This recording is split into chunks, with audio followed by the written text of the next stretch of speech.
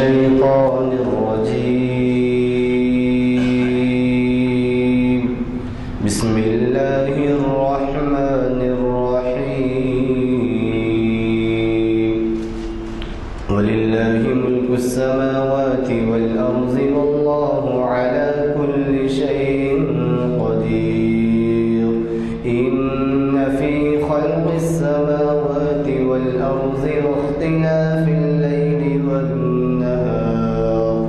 واختلاف الليل والنهار لآيات لأولي الألباب الذين يذكرون الله قياما وقعودا وعلى جنوبهم ويتفكرون في خلق السماوات والأرض ربنا ما خلقت هذا باطلا سبحانك فقنا عذاب النار ربنا إنك من تدخل النار فقد أخزيته وما للظالمين من أنصار ربنا إننا سمعنا مناديا ينادي للإيمان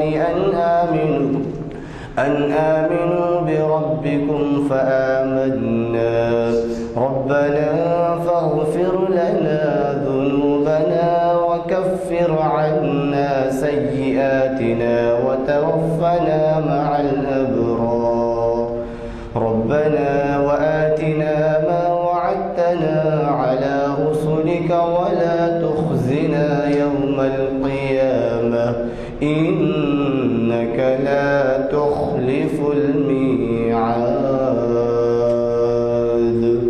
صدق الله. جیسے کہ جماعت بات اعلان کیا گیا آج ہمارے درمیان آپ کے جانے پہچانے ڈاکٹر سید حبیب اشرف صاحب جو امریکہ میں 6 مہینے رہتے ہیں 8 مہینے رہتے ہیں پھر 3-4 مہینے یہاں گزارتے ہیں تشریف لائے ہیں ان کا خطاب ہے. اور یہ بھی پتہ آپ کو ہے کہ ہمارا 906واں لیکچر ہے یعنی 450 لیکچر جب ہوتے ہیں تو 10 سال ہوتے ہیں 45 لیکچر جو ہے 45 ہفتے کے لحاظ سے 10 سال کے ہوتے ہیں کیونکہ رمضان میں لیکچرز نہیں ہوتے اور کوئی ناگہانی صورت ہو تو کرفیو ہو جائے یا تہوار آ جائے تو نہیں ہوتے. البتہ یہ بھی وضاحت کر دوں ہے کہ وہ پابندی سے حیدرآباد تشریف لاتے ہیں وہ تیرے عزیز ستاتا ہے ان کو برابر آتے ہیں اور حاضر دے کے جب کبھی حیدرآباد آتے ہیں تو ہمارے محافل میں برابر شرکت کرتے ہیں. اور حضرات یہ بڑی خوشی ہوتی ہے کہ ہمارے مقررین میں بین الاقوامی حالات پر نظر رکھنے والے لوگ بھی شامل ہیں اور ان میں ایک ہمارے حبیب اشرف صاحب ہیں. ڈاکٹر حبیب اشرف کی ایک خاص خصوصیت یہ ہے کہ وہ ہمیشہ سال میں ایک دفعہ ہی مخاطب کرتے ہیں مگر ہمیشہ وہ جو ہے انصاف کرتے ہیں عنوان کے ساتھ بڑی تیاری سے آتے ہیں. آپ کو خود اندازہ ہوا ہوگا لیکن جب نئے چہرے آئے ہیں یہاں پہ آئے ہوئے ہیں اس وجہ سے میں تمام وضاحت کر دیتا ہوں. اور مزید میں بہت کچھ کہنا چاہتا تھا ویب سائٹ پہ ساری دنیا میں استفادہ کیا جا رہا ہے لیکن ان کا خود کا خیال ہے کہ ان کو زیادہ تفصیلی بات کرنے کے لیے وقت چاہیے لہٰذا میں مختصر کر دیتا ہوں کہ آپ سے مخاطب اور میں آج کے ہمارے مقرر فاضل مقرر ڈاکٹر حبیب اشرف صاحب سے گزارش کروں گا سید صاحب سے کہ وہ جانشین پر تشریف لائیں اور ہمیں اپنے خیالات سے استفادے کا موقع. الرحمن الرحیم اعوذ باللہ من الشیطان الرجیم بسم اللہ الرحمن الرحیم رب اشرح لی صدری ویسر لی امری واحلل عقدۃ من لسانی یفقہوا قولی. جناب غلام یزدانی صاحب بانی محافل عالیہ اور معزز حاضرین جلسہ السلام علیکم. کہتے ہیں کہ جس محفل میں اللہ سبحانہ و تعالیٰ کی بڑائی، اس کی کبریائی، اس کی تعریف نہ کی جائے اور حضور اکرم صلی اللہ علیہ وسلم پہ درود و سلام نہ بھیجا جائے تو اس محفل میں برکت نہیں ہوتی۔ تو اس لیے میں کہتا ہوں کہ سب تعریفیں اللہ ہی کے لیے ہیں جو بدیع السماوات والارض ہے، فاطر السماوات والارض ہے، اور وہ خود اپنے بارے میں کہتے ہیں کہ رحمتی وسط کل شیء، مرسی انکمپسز ایوری تھنگ۔ نہ وہ یہ کہتے ہیں کہ رحمتی وسط کل شیء، وہ یہ بھی کہتے ہیں کہ کتبہ علی نفسہ الرحمہ، میں نے اپنے اوپر رحمت لازم کر لی ہے۔ تو ہم سب اس کی رحمت کے طلبگار ہیں اور اس کے لیے درخواست کرتے ہیں اور ان کے یہ حکم کو بجا لاتے ہیں کہ ان اللہ ملائکتہ یصلون علی النبی یا ایھا الذین آمنوا صلوا علیہ وسلموا تسلیما۔ میرے ساتھ سب درود پڑھیے، اللہم صلی علی محمد وعلی آل محمد کما صلیت علی ابراہیم وعلی آل ابراہیم انک حمید مجید۔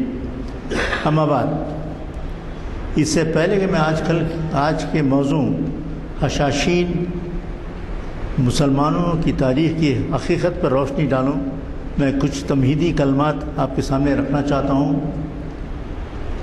میرا خیال ہے آپ یہ تو جانتے ہیں کہ خم کہاں ہے، ایران میں ہے، اور وہ شیعہ تھیولوجی کا منبع ہے۔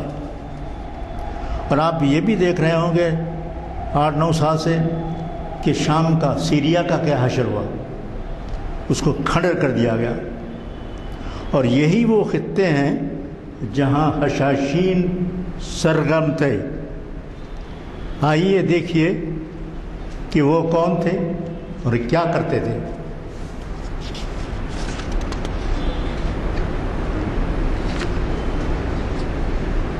آج کل کی دنیا میں 2 حکومتیں ہیں، یونائٹڈ اسٹیٹس امریکہ اور دوسری ہے اسرائیل۔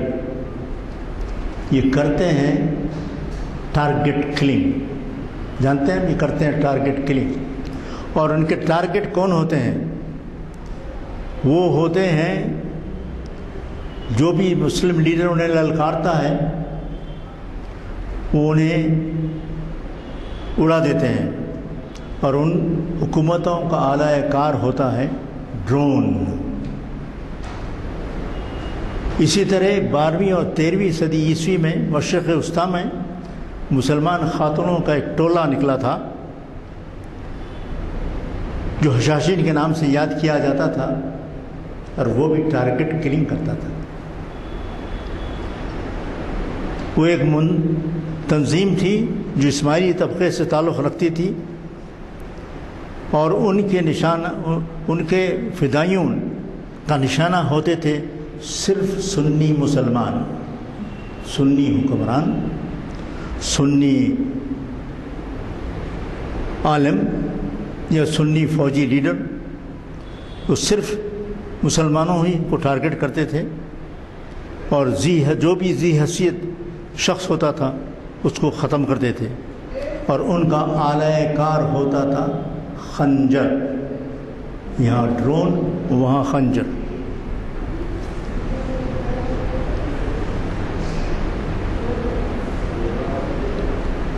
بعد میں انہوں نے چند کروسیڈرز کو بھی نشانہ بنایا، اور آج کل کے ٹولے اور اس ٹولے کے موڈس آپرنڈی طریقہ کار میں زمین و آسمان کا فرق۔ یہ بزدل وہ جیال ہے۔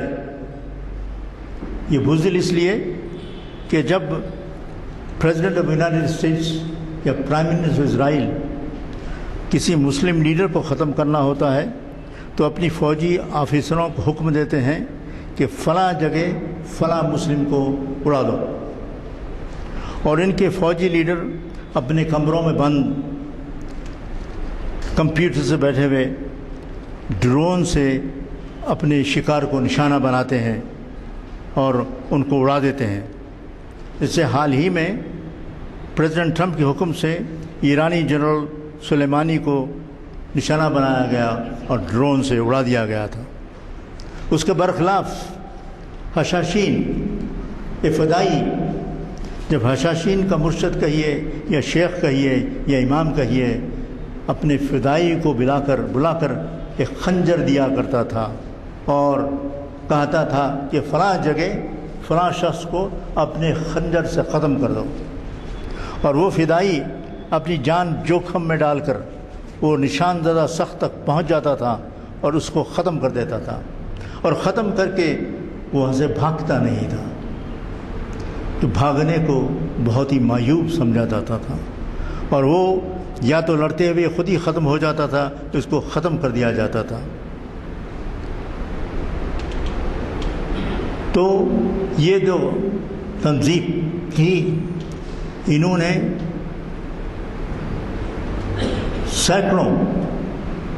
سینکڑوں نامور شخصیتوں کو موت کے گھاٹ اتارا، جس میں خلیفہ بھی تھے، وزراء بھی تھے، فوجی بھی تھے، اور منصف بھی تھے، علماء بھی تھے۔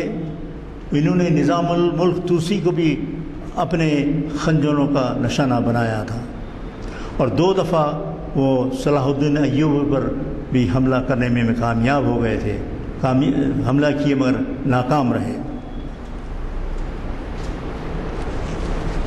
مشہور زمانہ نامور مورخ مارکو پولو اور مسلم مورخ ابن بطوطہ نے ان تنظیموں کا اپنے سفر ناموں میں ذکر کیا ہے، اور چونکہ انہوں نے پروسیڈرز کو بھی اپنا نشانہ بنایا تھا، اس لیے مغرب میں ان کے بارے میں جستجو شروع ہوئی، اور آسٹرینز، فرینچ، جرمن محققین نے ان کے بارے میں لکھا،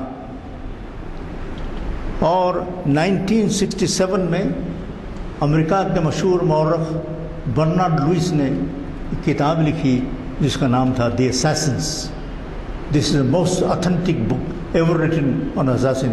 اس سے مستند کتاب میری نظر میں کسی نے نہیں لکھی۔ اور بھی انگریزی کتابوں میں مثلاً فلیبرٹی کی دی ربس، یا جسٹس امیریلی کی کتاب ہسٹری آف دی سارجنس، یا پروفیسر آئرا لپیڈس کی کتاب history of the Muslim societies میں اساسن کا ذکر ہے۔ مجھے اردو میں حشاشین کے بارے میں کوئی کتاب نہیں ملی۔ برنارڈ لوئس لکھتے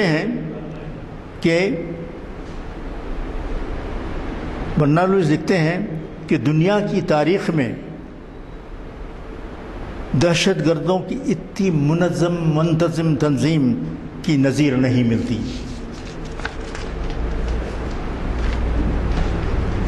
یہ تنظیم اسماعیلی فرقے سے تعلق رکھتی ہے۔ اس کی ابتدا ایران میں ہوئی اور دوسری شاخ سیریا، شام میں قائم ہوئی۔ اسماعیلی فرقے کی ایک شاخ آپ جانتے ہوں کہ فاطمی تھی۔ فاطمی نے 909 میں قاہرہ پہ قبضہ کیا اور فاطمی حکومت قائم کی، اور یہ حکومت کوئی 262 ایئرز 262 سال حکومت کی۔ جب یہ حکومت اپنے عروج پر تھی، اس میں مصر، شام، جنوبی افریقہ، سسلی، حجاز آف عربیہ، مکہ، مدینہ اس کے قبضے میں تھے۔ جب یہ حکومت، فاطمی حکومت 12ویں صدی کے اواخر اور 13ویں صدی کے شروعات میں دم توڑ رہی تھی، جب ایران کے شہر قم میں ایک اثنا عشری گھرانے میں ایک لڑکا پیدا ہوا جس کا نام حسن صبا رکھا گیا۔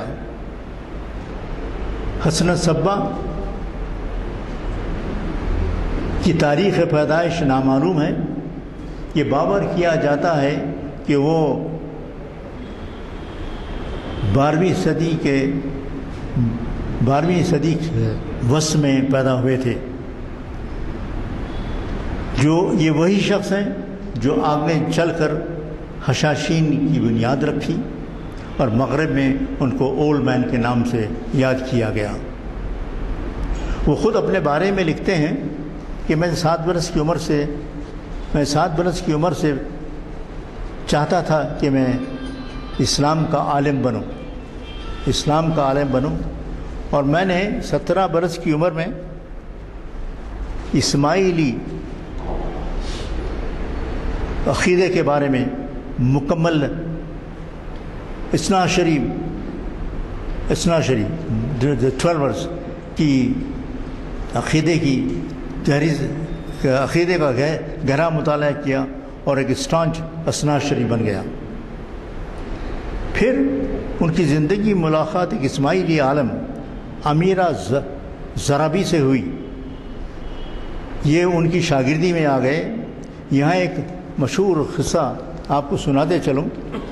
کہتے ہیں یہ ہے کہ استاد کے 3 نہایتی ہونہار شاگرد تھے، ایک تو عمر خیام، دوسرا نظام الملک طوسی اور تیسرا حسن صبا۔ ان تینوں نے آپس میں یہ معاہدہ کیا تھا کہ جو کوئی بھی اولاً کامیابی حاصل کرے گا وہ دوسرے ساتھیوں کو مدد کرے گا۔ اور سب سے پہلے نظام الملک طوسی نے کامیابی حاصل کی اور سلجوقی سلطان کے وزیر اعلیٰ بن گئے۔ انہوں نے دونوں کو صوبیداری گورنرشپ کا آفر دیا، پیشکش کی، جس کو عمر خیام نے کہا کہ میں وہ ذمہ داری لینے کے لائق نہیں ہوں، اور وظیفہ لے کر آرام و آشائش کی زندگی گزارنے پر اکتفا کیے۔ حسن البنا نے اس پیشکش کو ایک گھٹیا پیشکش سمجھا اور سلطان کے دربار میں اعلیٰ مقام کی خواہش کی۔ نظام الملک طوسی حسن کی قابلیت کو جانتے تھے کہ ایک دن وہ خود ہی وزارت عظمیٰ کا دعویدار نہ بن جائے۔ انہوں نے کچھ ایسا چکر چلایا کہ حسن صبا کو سلطان کی آنکھوں میں گرا دیا۔ حسن صبا شرمندہ اور رنجیدہ ہو کر وہاں سے بھاگ نکلے اور ٹھان لی کہ ایک دن نظام الملک طوسی کو نظام الملک طوسی سے اس کا بدلہ ضرور لے کر رہیں گے۔ برنارڈ لوئس کہتا ہے کہ یہ ایک من گھڑت کہانی ہے، اور حقیقت میں حسن صبا اپنے استاد کی تعلیم اور ان سے بحث و مباحثے کے بعد اسماعیلی مذہب کے قائل ہو گئے۔ اس زمانے میں حسن صبا کی ملاقات ایک اور اسماعیلی استاد سے ہوئی، عالم سے ہوئی، اور ان کے کہنے کے مطابق انہوں نے ایک فاطمی امام کے ہاتھ پر بیعت کی۔ انہوں نے حسن صبا کو حکم دیا کہ فاطمی دربار میں چلے جائیں۔ 1076 ہجری میں حسن صبا اصفہان چلے گئے۔ وہاں سے وہ آذربائیجان گئے۔ وہاں کے قاضی سے ان کی انبن ہو گئی تو وہاں سے نکال دیا گیا۔ وہاں سے دمشق اور بیروت سے ہوتے ہوئے فلسطین پہنچے۔ وہاں 1078 میں وہ مصر پہنچے اور وہاں ان کا قیام کوئی 3 سال رہا ہے۔ پہلے قاہرہ میں رہے، پھر ایک سکندریہ چلے گئے، اور سکندریہ میں وہاں کے فوجی سردار سے ان کی انبن ہو گئی تو ان کو شہر بدر کر دیا گیا، اور آخر کار وہ 1081 عیسوی میں اسوان گئے، اور اس کے بعد کوئی 1081 میں وہ اصفہان گئے، اور اس کے بعد کوئی 9 سال تک ایران کی خاک چھانتے رہے اور اپنی تحریک کے تانے بانے بناتے رہے۔ کافی لوگ ان کے پیرو ہو گئے، اور 4 سپٹمبر 1090 کو وہاں کے قلعہ علامود میں بھیس بدل کر داخل ہوئے، اور کچھ دنوں میں اس قلعے پر قابض ہو گئے۔ علامود کے فارسی میں معنی ہیں ایگلس نیسٹ۔ یہ قلعہ تہران سے کوئی 60 میل پر واقع ہے۔ اگر آپ گوگل کریں تو تفصیل سے وہ آپ کو وہاں کا تفصیل سے سفر کرا دے گا گوگل۔ اور اس قلعے کے گھر میں حسن صبا 35 سال تک گھر سے نہیں نکلے، 35 سال تک وہیں رہے۔ وہ کیا کرتے تھے؟ وہ کرتے تھے تصنیف و تالیف کا کام، اور اسماعیلی عقیدے کی تشکیل جدید اور اس کے تبلیغ میں لگے رہتے تھے، اور وہیں سے اپنے فدائیوں اور نمائندوں کو مختلف سمتوں میں روانہ کرتے تھے۔ ان کے پیروں نے اطراف کے جتنے بھی قلعے تھے اس پر قبضہ کر لیا تھا۔ وہ خود ایک درویشانہ زندگی بسر کرتے تھے، ایک سادہ زندگی بسر کرتے تھے، اور وہ ایک مفکر، مصنف اور سخت گیر منتظم تھے۔ ان کی دشمنوں سے سخت گیری تو کیا تھی، وہ تو تھی۔ اس نے اپنے 2 بیٹوں کو بھی موت کی سزا دی۔ ایک کو اس لیے کہ اس نے شراب پی رکھی تھی، قتل کر دیا، اور 2 کو اس لیے کہ اس نے ان کے ایک پیروں کو قتل کر دیا تھا، جو بعد میں ثابت ہوا کہ الزام غلط تھا۔ یہ تو اس کی ذاتی زندگی تھی۔ اس کے برخلاف اس نے اپنے فدائیوں کو، حشاشین کو وہ آزادی رکھی تھی، اور ان کے لیے ہر جائز و ناجائز کام کو روا رکھا تھا۔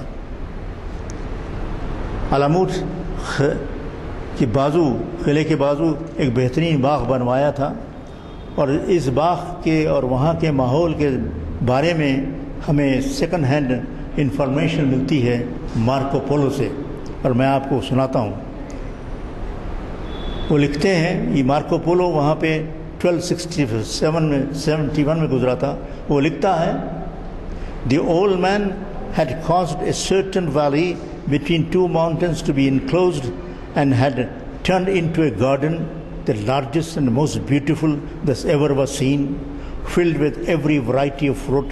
In it were erected pavilions and palaces, the most elegant and can be imagined, all covered with gilding, exquisite painting, and there were tunnels too, flowing freely with wine and milk and honey and water, and numbers of ladies and of the most beautiful damsels in the world, who could play on all manner of instruments and sing beautifully, sweetly, and danced in a manner that was charming to behold.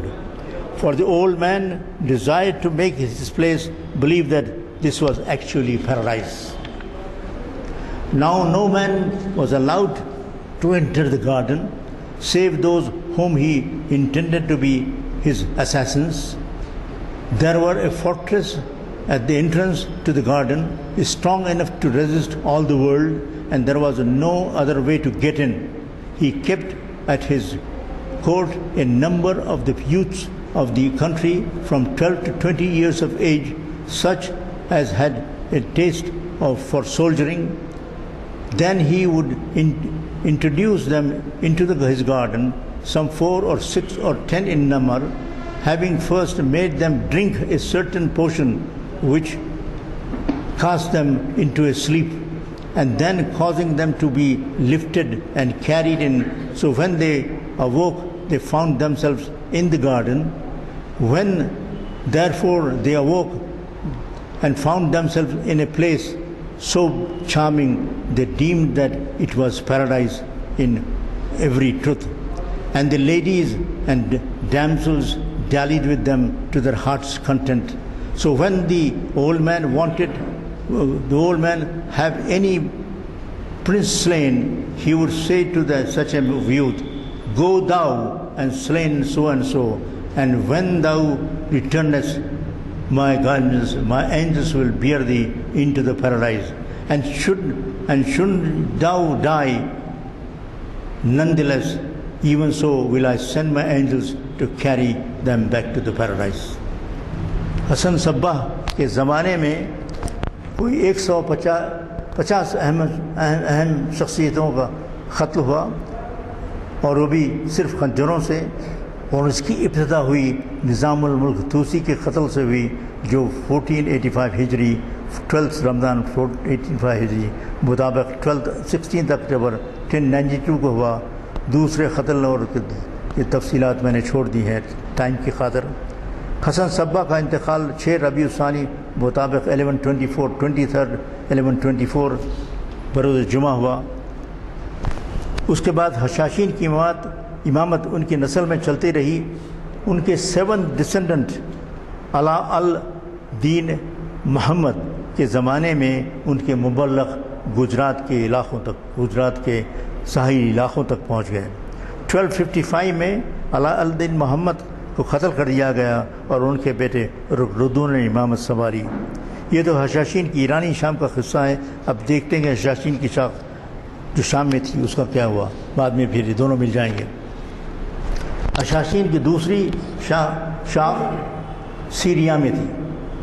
حسن صبح کے زمانے میں اس کے چند پیرو شام پہنچ گئے جہاں سلجوقیوں کی حکومت تھی. ان حشاشین کے پہلے سربراہ کا نام ملتا ہے، وہ ہے حکیم المنجم، دا فزیشین اسٹرالوجر.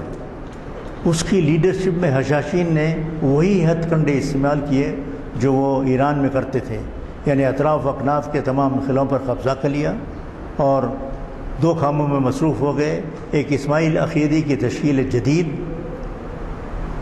اور جدید کی تبلیغ، اور دو سیاسی قتل جس کی ابتدا ہوم کے حکمران کے قتل سے ہوئی جو 1103 میں ہوئی. دوسرا قتل 1113 میں موصل کے حکمران المودود کا ہوا، اور یہ قتل کے سلسلے چلتے رہے اور حشاشین کے کئی لیڈر یا تو قتل کر دیے گئے یا طبیعی موت مر گئے. آخر کار دمشق کے حشاشین کی باغ ڈور سنان ابن سلمان ابن محمد عرف راشد الدین کی ہاتھ آ گئی، جس کو مغرب میں ماؤنٹن مین کے نام سے یاد کیا جاتا ہے. وہ ایک الکیمسٹ تھا، ایک اسکول ٹیچر تھا، وہ خود مختار تھا. ہی واز اے کیرزمیٹک لیڈر، اور وہ ایک عرب تھا. باقی تمام حشاشین کے امام ایرانی تھے. حسن صبا نے صرف سنی اشخاص کو اپنا خنجر کا نشانہ بنایا تھا. حسن صبا نے کبھی اثنا شری لوگوں کو ہاتھ نہیں لگایا، لیکن سنان نے نہ صرف سنی حکمرانوں کو قتل کیا بلکہ فاطمی حکمرانوں کو، جس سے اس کو بڑی ڈفرنس تھا، اس کو قتل کیا، اور کروسیڈر کے لیڈروں کو بھی قتل کروایا. اس کے پیرو زہر آلود خنجر بنانے میں ماہر ہو گئے تھے. سنان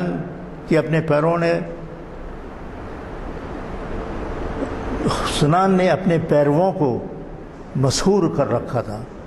فلپ ہٹی لکھتا ہے کہ کروسیڈرز کے ایک لیڈر ہنری آف چیمپین 1190 میں جب سنان سے ملنے آیا تو اس کو مروب کرنے کے لیے کہ کس طرح اس کے فدائی اس کے حکم کو بلائنڈلی اندھا دھند بجا لاتے ہیں، اس نے دو فدائیوں کو جو قلعے کے چھت پہ کھڑے تھے حکم دیا کہ کود جاؤ، اور وہ ایک وقت کود گئے اور ٹکڑے ٹکڑے ہو گئے.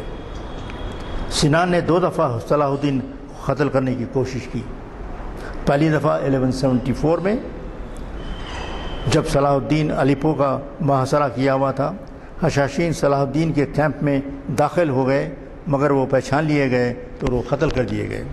دوسری دفعہ 1174 میں سنان نے پھر حشاشین کو بھیجا.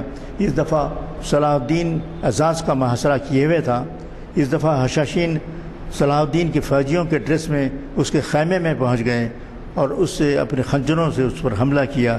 اس دفعہ حشاشی مگر خوش قسمتی یہ تھی صلاح الدین ذرا بختر پہنا ہوا تھا، اس نے صرف کچھ زخم ہوئے اور اس کو کوئی زیادہ ہلاک زخم نہ ہوا، اور ان کے ساتھیوں نے حشاشین کو ختم کر دیا. صلاح الدین اور سنان کے تعلق سے ایک بڑی دلچسپ کہانی تاریخی کتابوں میں ملتی ہے.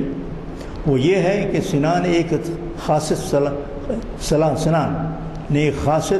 الدین کے پاس بھیجا، اور قاصد نے آ کے کہا کہ اس کے شیخ نے صلاح الدین کو پیغام بھیجا ہے، اور وہ پیغام صلاح الدین کو تخلیے میں دیا جائے. صلاح الدین نے ساتھیوں نے جب اطمینان کر لیا کہ قاصد کے پاس کوئی مہلک ہتھیار نہیں ہے، صلاح الدین نے کہا کہ اس پیغام دیا جائے. اس پر قاصد نے کہا کہ اس کے شیخ نے کہا ہے کہ پیغام آپ کو صرف پرائیویٹلی دیا جائے. صلاح الدین نے اپنے اکثر ساتھیوں کو باہر بھیج دیا اور صرف چند لوگ رہ گئے. قاصد نے کہا کہ اس کو پیغام دیا جائے. پھر قاصد نے کہا کہ میرے ماسٹر نے آپ کو صرف تقریر میں پیغام دینے کے لیے کہا ہے. صلاح الدین نے اپنے باقی سب لوگوں کو باہر کر دیا سوائے 2 غلاموں کے. اور قاصد نے کہا کہ میں پھر کہہ رہا ہوں کہ میرے مرشد نے پیغام دیا ہے کہ تمہیں پیغام آپ کی تنہائی میں دیا جائے۔ صلاح نے کہا کہ یہ دو غلام ہیں، وہ یہاں سے نہیں جائیں گے، اگر تمہیں پیغام دینا ہے تو وہ دو، ورنہ یہاں سے چلے جاؤ۔ اس پر قاصد نے کہا آپ دونوں کو کیوں باہر نہیں بھیجتے جیسا کہ آپ نے دوسروں کو بھیجا ہے؟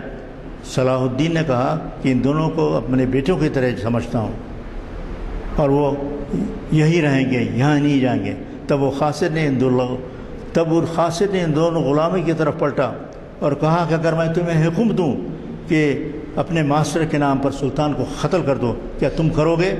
وہ دونوں غلاموں نے اپنی تلواریں سونت لی اور کہا کہ حکم دو۔ صلاح الدین مبہوت ہو گیا اور وہ قاصد وہ دونوں غلاموں کے ساتھ لے کر چلا گیا۔ اس کے بعد کہتے ہیں کہ صلاح الدین اور سنان میں مصالحت ہو گئی اور دوستانہ تعلقات بڑھے اور انہوں نے مل کر کروسیڈر سے جنگ لڑی۔ 1193 میں سنان کا انتقال ہو گیا۔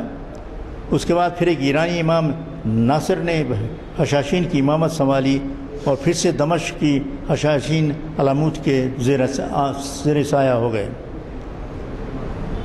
اور علامت کے زیر سایہ ایران اور شام میں حشاشین کے سیاسی قتلوں کا سلسلہ رکھا۔ اور میں بتا چکا ہوں کہ حسن صبا کے 7ویں ڈسینڈنٹ کے زمانے میں اسماعیلی گجرات کے علاقوں تک پہنچ گئے تھے۔ علاء الدین محمد جو 7واں امام تھا اس کو 1255 میں قتل کر دیا گیا اور اس کے بیٹے رکن الدین نے امامت سنبھالی۔ یہ وہ زمانہ تھا جب منگول فوجیں خراسان کو تباہ و برباد کرتے ہوئے ایران میں گھس گئے تھے۔ ایران میں تباہی مچانے کے بعد علاؤ خان کی فوجیں شام اور عراق میں تباہی مچاتے ہوئے فیبروری 10 1258 میں بغداد میں تباہی مچائی۔ گیہوں کے ساتھ گھن بھی پستا ہے۔ منگولوں نے حشاشین کے سب اڈوں کو جا کے اور ایران میں، چاہے وہ ایران میں ہو چاہے شام میں ہو، تباہ و تاراج کر دیا۔ فورٹ علامت کو بھی تباہ و تاراج کر دیا، حشاشین کا خاتمہ کر دیا، اور جو کچھ حشاشین بچ گئے تھے ان کی تابوت میں آخری کیل 1172 میں مملوک سلطان بیبر نے ٹھوکی۔ اس طرح حشاشین تحریک کا خاتمہ ہوا۔ حشاشین جو کوئی 150 سال تک قتل کا بازار کرتے رہے، ان کے خنجر زنگ آلود ہو گئے۔ 13ویں صدی کے بعد کسی حشاشین کے سیاسی قتل کا کوئی ریکارڈ نہیں ملتا۔ حشاشین کچھ تو شام میں روپوش ہو گئے، کچھ ایران میں روپوش ہو گئے، بعض انڈیا چلے گئے، کچھ یمن چلے گئے، کچھ آذربائجان چلے گئے، کچھ عمان چلے گئے۔ ان اے وے their history went to the heap of history، اور وہ صدیوں تک گمنام رہے۔ 19ویں صدی کے اوائل میں ایران کے گاؤں کہک جو خم کے قریب ہے، تہران اور اصفہان کے بیچ میں ہے، واقع ہے۔ حشاشین کے سلسلے کے ایک امام منظر عام پر آئے جس کا نام ہے شیخ شاہ خلیل اللہ۔ ان کے پیرو نہ صرف ایران میں تھے بلکہ گجرات سے بھی آتے تھے۔ انہیں 1817 میں قتل کر دیا گیا اور ان کے صاحبزادی کی امامت سنبھالی، ان کے صاحبزادے نے امامت سنبھالی۔ 1818 میں شاہ ایران نے انہیں گورنر قوم منتخب بنا دیا اور ان کو آغا خان کا خطاب دیا۔ حسن علی شاہ نے 1845 میں آغا خان امامت کو ایران سے بامبے منتقل کر دیا۔ اس امامت کے حالیہ امام ہیں پرنس کریم آغا خان IV، جو آج کل پیرس میں رہتے ہیں۔ اس فرقے کو خوجاز بھی کہا جاتا ہے۔ دنیا میں یہ 15 ملین ہے، 1,50,00,000 اسماعیلی ہیں۔ دوسری طرف یمن میں 19ویں صدی کے وسط میں میں نے عرض کیا تھا کہ فاطمی حکومت کے 9th امام جن کا نام ہے علی مستعلی، اس کے پیرو منظر عام پر آئے اور انہیں بحرہ کہا جاتا ہے۔ اب دنیا میں 1 ملین بحرے ہیں جو زیادہ تر گجرات اور ویسٹ سی افریقہ اور پاکستان میں تھے. دنیا کی دوسری جنگ عظیم کے بعد شام میں شیعہ فرقے کا علوی سیکٹ بعد پارٹی کے روپ میں نمودار ہوا اور شام پر قبضہ کر لیا. اگر آج حشاشین ہوتے اور آج اگر آج سینان ہوتا تو حشاشین کے خنجر کبھی کے بشر الاسد کا کام تمام کر دیتے. یہ بھی گزرتے ذکر کر دوں، اس ہندوستان کے پڑھے ہوئے لکھے مسلمان دو ناموں کو تو دو ناموں سے ضرور واقف ہوں گے، ایک محمد علی جناح اور دوسرے عبداللہ یوسف علی. اور پڑھا لکھا حیدرآبادی طبقہ شاید تیسرے آدمی کو بھی جانتا ہوگا، اس کا نام ہے سر اکبر حیدری. اللہ بہتر جانتا ہے کہ حسن صبا، عمر خیام اور نظام الملک طوسی ایک ہی استاد کے شاگرد تھے یا نہیں، مگر یہ حقیقت ہے کہ محمد علی جناح ایک اسماعیلی، عبداللہ یوسف علی ایک بھورے اور سر اکبر حیدرآبادی ایک اسناشری، ان تینوں کی پرائمری ایجوکیشن انجمن اسلامیہ بامبے میں ہوئی. اور پرائمری ایجوکیشن کی اہمیت یہ ہے کہ دل میں ایک چنگاری چھوڑ جاتی ہے جو کبھی بھی شعلہ بن سکتی ہے. تو ایک نے ایک اسلامی ملک دیا، دوسرے نے قرآن کی بہترین تفسیر کی ترجمہ کیا، اور تیسرے نے نظام سے کہا تھا کہ انگریزوں سے آندھرا کا کوسٹل ایریا واپس لے لو. یہ پہلے مملکت آصفیہ میں تھی. اب میں اپنی بات کو ایک سوال اور التجاب پر ختم کرتا ہوں. سوال: حشاشین کا اسلامی تاریخ میں کیا مقام ہے؟ اور اس کا جواب مجھے ملا برنارڈ لوئس ہے. اس کا جواب برنارڈ لوئس نے دیا جس میں مکمل متفق ہوں. میں آپ کو سنانا چاہتا ہوں. Give me a minute. جب قرآن پڑھتے ہیں تو بھی وہ آنکھوں میں پانی آتا ہے، ناک میں پانی آتا ہے، رک جانا پڑتا ہے. بہرحال concerning the place of assassination in the history of Islam, 4 things may be said with reasonable assurance. The first is that their movement, whatever its driving force may have been, was regarded as a profound threat to the existing order, political and social and religious. The second is that they are no isolated phenomenon, but one of a long series of messianic movements, at once popular and obscure, impelled by deep-rooted anxieties and from to time exploding in outbreaks of revolutionary violence. The third is that Hassan Sabba and his followers succeeded in reshaping and redirecting the vague desires, wide beliefs and aimless rage of the discontented into an ideology and an organization which in cohesion, discipline and purposive violence have no parallel in earlier or later times. The fourth and perhaps ultimately the most significant point is their final and total failure. They did not overthrow the existing order. They did not even succeed in holding a single city of any size. Even their castle domains became no more than petty principalities which in time were overwhelmed by conquest, and their followers have become small and peaceful communities of peasants and merchants and one sectarian minority among many. Akhiru da'wana alhamdulillahi rabbil alamin. کس قدر تیاری سے ہمارے مخرج صاحب تشریف لاتے ہیں. میرا اندازہ ہے کہ اگر آپ کو پتہ ہے کہ جو ڈاکٹریٹ کرتے ہیں، پی ایچ ڈی جو کرتے ہیں، اور یہ ڈاکٹر نہیں طبعی بلکہ کبھی فلاسفی کے ہوتے ہیں، کبھی ہسٹری کے ہوتے ہیں، کبھی جیوگرافی کے ہوتے ہیں، وہ بھی ڈاکٹر کہلاتے ہیں جو تحقیقات کرتے ہیں.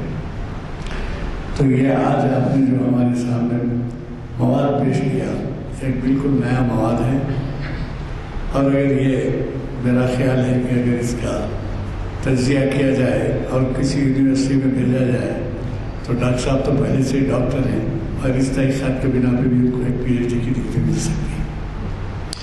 حضرات، بہت سے ہم میں ایسے ہیں جو اس عنوان سے واقف نہیں تھے، اور آج سب کو پتہ چل رہا ہے کہ کہاں موجودہ حالات میں جو ہمارے رہنما بنے جیسے آپ نے نام لیا سرور اکبر حیدری کا، محمد علی جناح کا، اور عبداللہ یوسف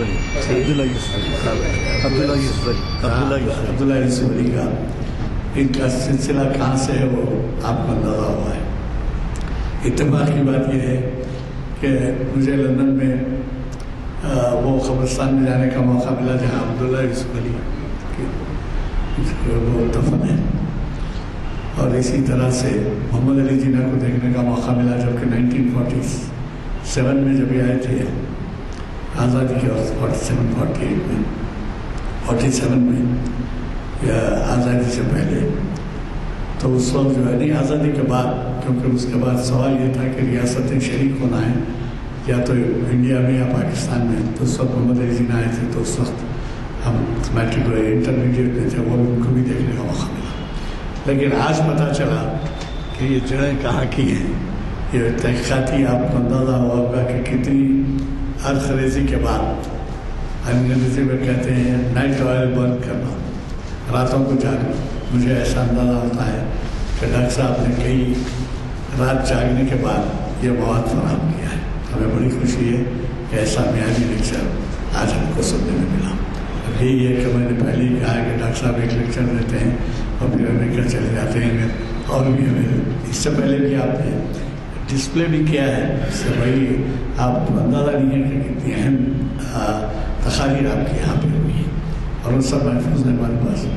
بہرحال اللہ کا لاکھ لاکھ شکر ہے کہ آج انہوں نے ہمیں اپنے خیالات سے استفادے کا موقع دیا، کہ میں بھی برخاست کرنا ہے دعا کی۔